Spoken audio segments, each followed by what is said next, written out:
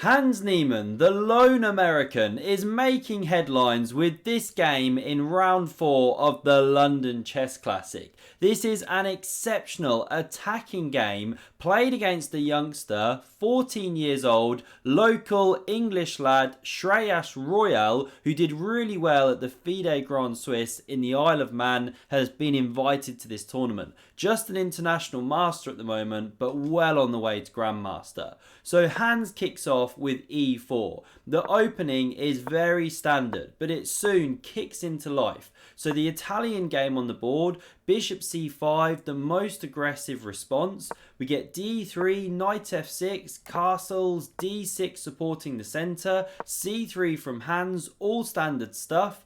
a5 gives the bishop some room here, gains some space. We get rook e1, castles, couple of bunny ear moves, flicked in from both players, knight bd2 and bishop e6. The first moment of decision making. Are you going to take here? Well, if you do, you open the f-file and black can support d5 later with the e6 pawn. Not such a big deal that the pawn structure is compromised. So bishop b5 played, a more testing move, keeping more pieces on the board. And now this next manoeuvre looks odd, but the queen's heading for a7. It's been seen in many games. Reminds me of Ding Liren. He used to play this one a lot. By the way, where is Ding? Last I heard from him, he'd popped back to China. Haven't seen him since. That was 6 months ago.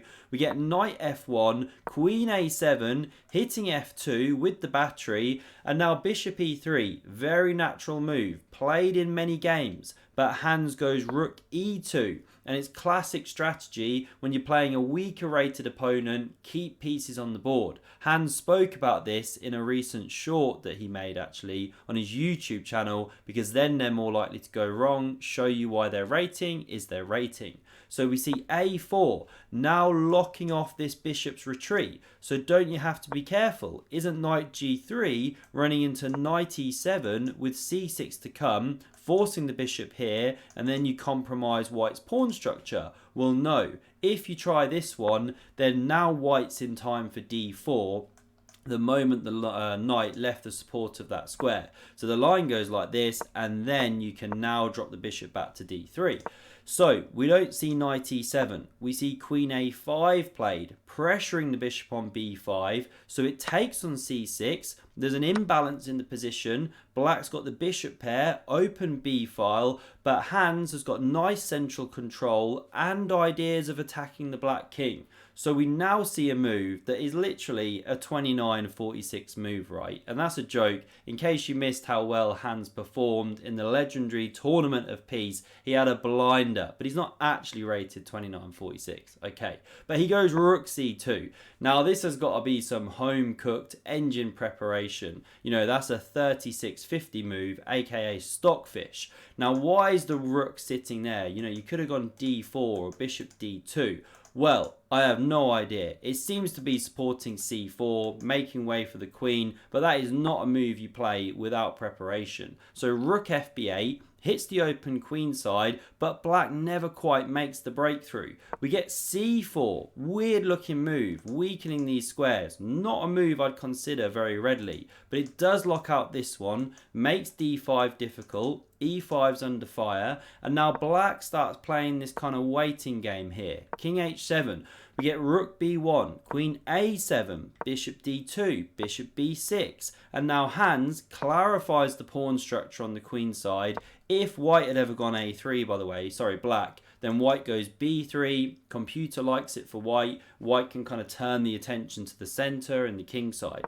But okay, Hans goes b4, we get captures en passant, pawn recaptures, and now c5 played. Very committal move, nice in terms of how it clamps on these squares, keeps these pawns backward, but makes this bishop look weird. However, it does have ideas of coming here, or c6, bishop c7, so it can come alive again. But now with the pawn structure clarified on the queen side in the center, Hans goes knight h4. He's turning his attention to the king. Look at all these pieces. You know, this attack can get dangerous. Now, why not g6? Keep the knight out. Well, guess what? You can already actually jump. You know, this is just a sample of how dangerous it is. Say you save your bishop and then the simple knight h5. If captures, the queen swooping in. This is under fire. How do you defend? f6 could be coming. It's a deadly attack. If you don't capture, you drop back, still the attacking ideas come. This is forced mate. There's nothing you can do to stop it. So these are some of the dangerous motifs. So knight g8 was played, no g6, looking to cover here, freeing lines for then the dark squares to be defended. We get f4 from hands, captures, bishop recaptures, and rook e8 starts that process of trying to bring pieces to the defense. Bishop d2 now played, clears the f-file, maybe bounces here. We see pawn c6, looking for central counterplay, good move, and now Hans jumps with the wrong knight. He goes with this one, but he should go with this one. Leave ideas of this in the air and that sort of thing. But he jumps like this, and black has a nice defensive maneuver now. You can go bishop d8, and the idea is the line goes something like this. You bring some pieces back over, and then okay, it depends what white does. If bishop c3, there's g5. You drive things back and you're winning pawns and pushing in the center. If instead of bishop c3, what was the other one I was looking at? g4, like we see in the game, you start playing in the center, a better way to go, this kind of defense. But instead, we see the immediate d5. Hans now goes bishop c3, provocative, provoking d4, best move. The bishop drops back, but now bishop c7, and the whole defensive setup that black goes for is not as incisive, because now queen f3, g6 played to try and drive away this pesky knight. But does Hans retreat the knight? Here comes a 29-46 piece sacrifice, g4 on the board, take my knight, please. Well, guess what? It isn't taken this move, but after bishop d8, hitting this one, knight g2, now it is taken. So we're going to see what happens if you accept the sacrifice, which is the best move in this position. So the g-pawn recaptures. Hans wants to start going down the g-file.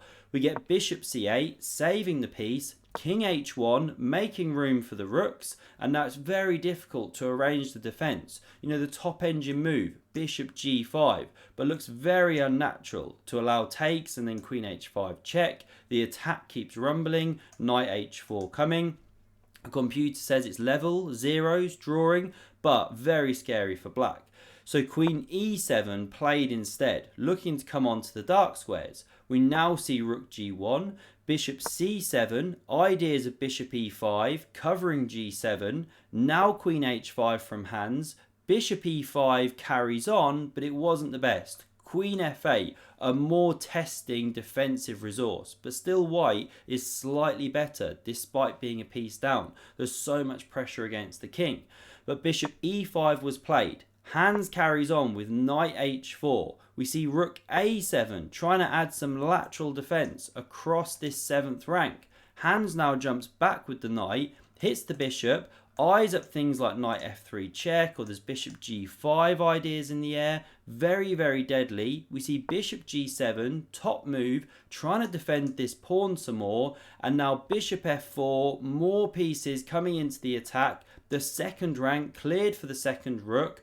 Bishop f8 played to try and cover the king, but it's not the best move because Hans unleashes the sacrifices here.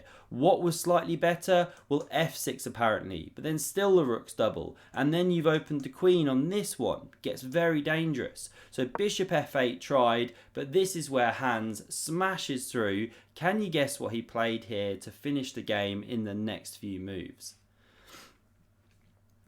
So this is where Hans goes with the first brilliancy. He gives up the exchange on g8, removing the defender of this pawn, but hang on, there's still a bishop defending. So he checks, the bishop covers, and now he sacrifices the 2nd rook on g7, king recaptures, that's a double rook sacrifice, and he then crashes through here, king here, h7, I was going to say g8 played, but no, king h7 played.